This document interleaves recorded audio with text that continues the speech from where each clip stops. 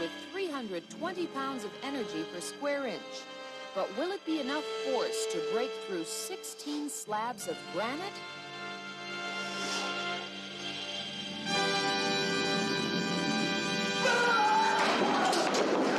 Richie did it! Now let's see that tremendous feat in slow motion.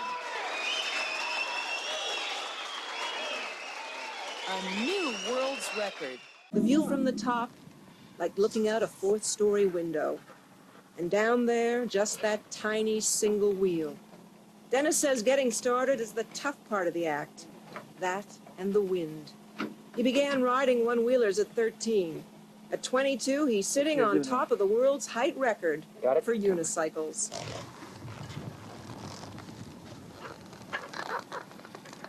Now, everything about Dennis and his equipment has to function perfectly. There is no margin for error. It is life or death. You nervous? Nah. Now, Dennis Frizzoli and the Tower of Death.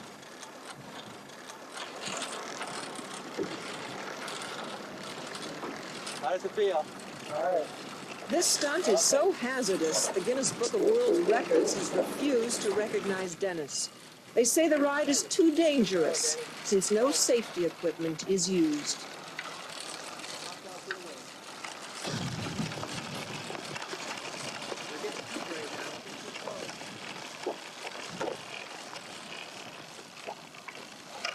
Watch out for that tailwind now. That's it. Take it easy. Take it easy.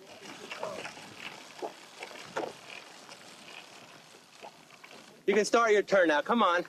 That's it. And watch out for that wind. Okay, easy does it. Come on. Good show. Keep going. Keep going now. Just watch out for that tailwind. That's it. Keep it going. Beautiful. Dennis will now guide the unicycle through a slalom course of 8 markers. Stay away from it. 1, Good. 2, You've got plenty of room. Really good. Dad, 3, keep it going. Good. 4, Keep it going. Steady. 5, Them big ones now. That's it. 6, 7, and 8. It takes incredible balance, coordination, and sheer courage. In 1981, 4 years after his famous walk in Rio, Steve faces his greatest challenge. This tramway on Tokyo Bay in Japan leads up to an 800-foot cliff, an angle of 30 degrees. The cable is only 2 inches in diameter and covered with grease.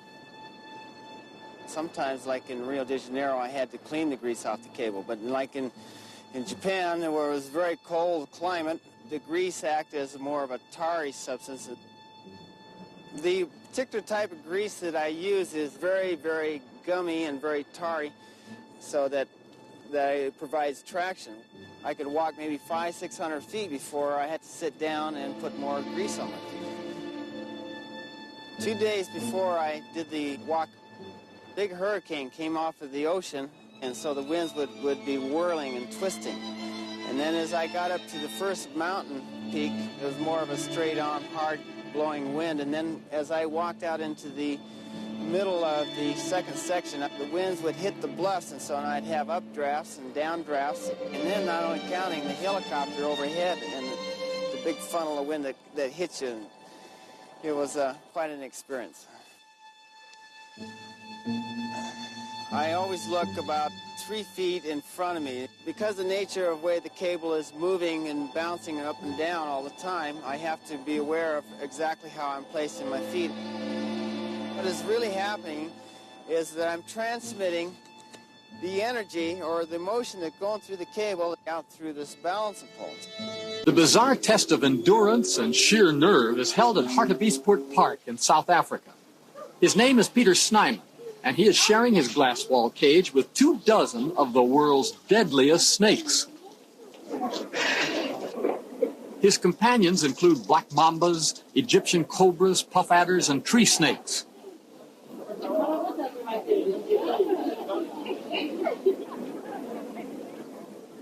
he manages to survive 50 days and 50 nights before emerging, a new world's record for snake sitting. I had 100,000 bad moments, and to pick up the worst is difficult, but we had a power failure, and I think that was possibly one of the worst times that I've been through. What happened then? Well, we had a flash storm out at the dam and the power went off, and I was stranded in the cage, pitch dark, with all the snakes crawling over me. No record stands for long these days, and two men have decided to challenge Peter's feat. The first is 29-year-old anthropologist Austin Stevens. Sitting in the very same cage used by Peter, he has sworn to outlast Peter's 50 days. It really is a deadly game. A venomous strike to an artery can kill in 30 seconds. Experts are standing by at all times with anti-snake toxin. But Austin could be dead before help ever reached him. About 20 miles away at the Transvaal Snake Park, Johannes Montemain shares a cage with 38 assorted deadly snakes.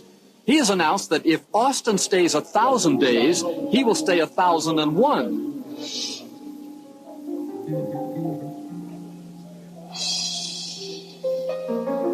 Just imagine the calm courage this demands.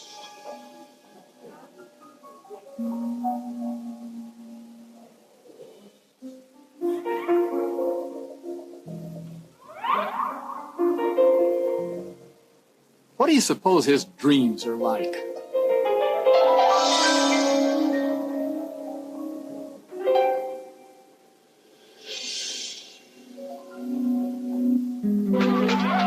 Finally, after 51 days, 22 hours, and on his 30th birthday, new record holder Austin emerges. The bandage protects the wound he suffered when he put a coffee cup down onto an adult puff adder. Fortunately, the snake's fangs merely grazed his skin. Not another minute. No way. That's it. Finish it. Over at Transvaal Park, Johannes continues and makes it through the 52nd day, a new record. Of course, congratulations are in order. Ernie is going to show us his unusual stamina by leaping over 16, then 18, and then finally 20 cars. Now, no other jumper in the world has ever made it over 54 cars in one day. It takes extraordinary strength and courage. Every jump has to be a perfect stepping stone toward the World Championship, a title Ernie thinks he's ready for now. The most nervous part of it is when I'm building up right before it. I'm sitting dead still. I'm trying to get all of it together. I'm looking at it, make sure everything's lined up. I take off. I try to leave steer behind.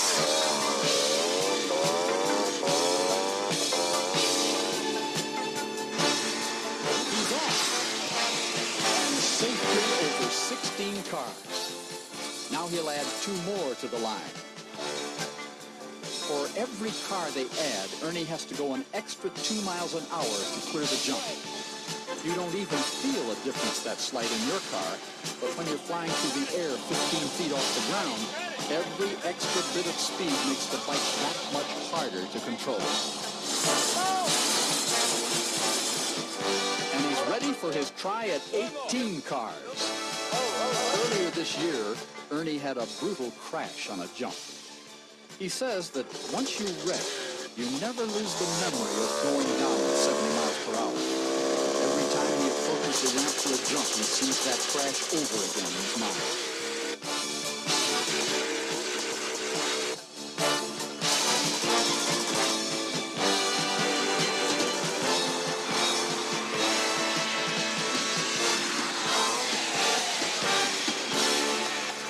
Ernie's very lucky. He hit the ramp so hard he actually busted a hole through the wood. This easily could have caused a very serious accident. While the ramp is being repaired and 2 more cars are being added, Ernie breaks the tension of waiting by doing a few wheelies on his bike. At last, everything's fixed and Ernie is ready to go. This 20-car jump is over 130 feet. There he goes. He's up, sailing through the air, and another safe land. Now, this next feat requires some real cooperation.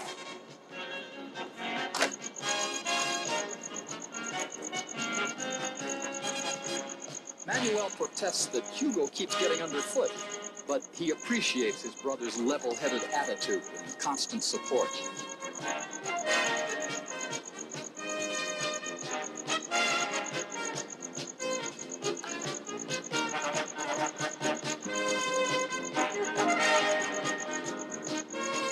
The Zunigas are the only performers in the world who can juggle 8 pins in this position.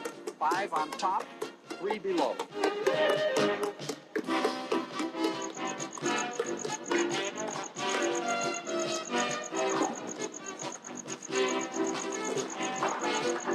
In the immortal words of Al Jolson, you ain't seen nothing yet. Count them. 6.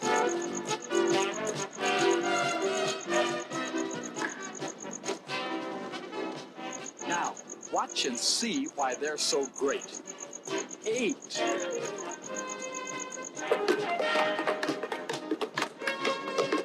Sensation. The best is yet to come. Know why they're the best in the world?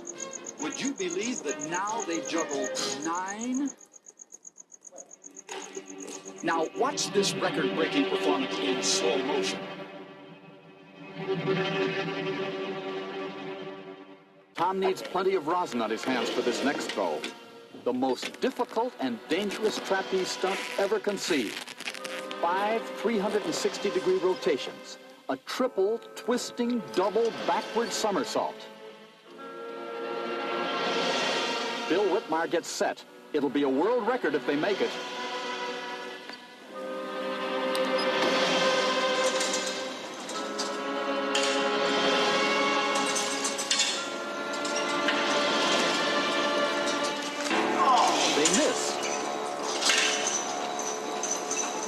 And even on the net, that fall shook up Tom.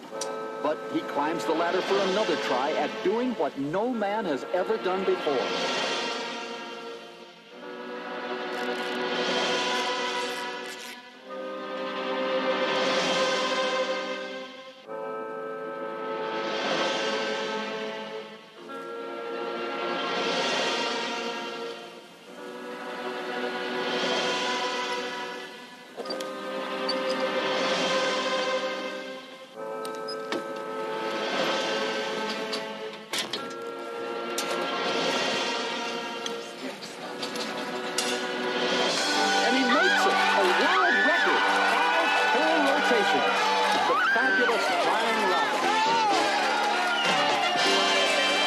The snuff is ready, the stewards are ready, the medical team is ready, and the first sniffer is in place. On your mark, get set, sniff.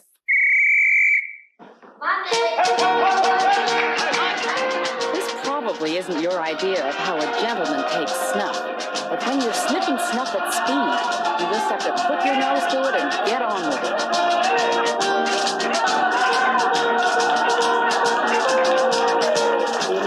The crowd helps. May Pope comes from a family of snuff champions. Her husband Jack is last year's British champion, and her son Larry is the current world champion. And now here's our world champion, Larry Pope, to show us how it's done. Larry's record is 49 seconds. That's the time he's trying to beat. 39 seconds, 40, 41, 42, 43, 44 seconds, 45, 46, 47, 48, 49. Larry ties his record. He's still the champion. Congratulations. Well done. Good show. This is the closest you're allowed to get to a British Concorde supersonic jet as it takes off. From here, the earth-shattering roar of its engines registers an amazing 110 on the decibel meter. If Grace Hall spoke to you from a comfortable 6 feet, her sonic boom-like voice would also register 110 decibels. Oh, yeah! Oh, yeah! Oh, yeah! I am Grace Hall, the loudest female voice in the whole world. Louder even than Concorde. 110 decibels. We're here with Mrs. Grace Hall, the woman with the world's loudest voice, because You asked for it.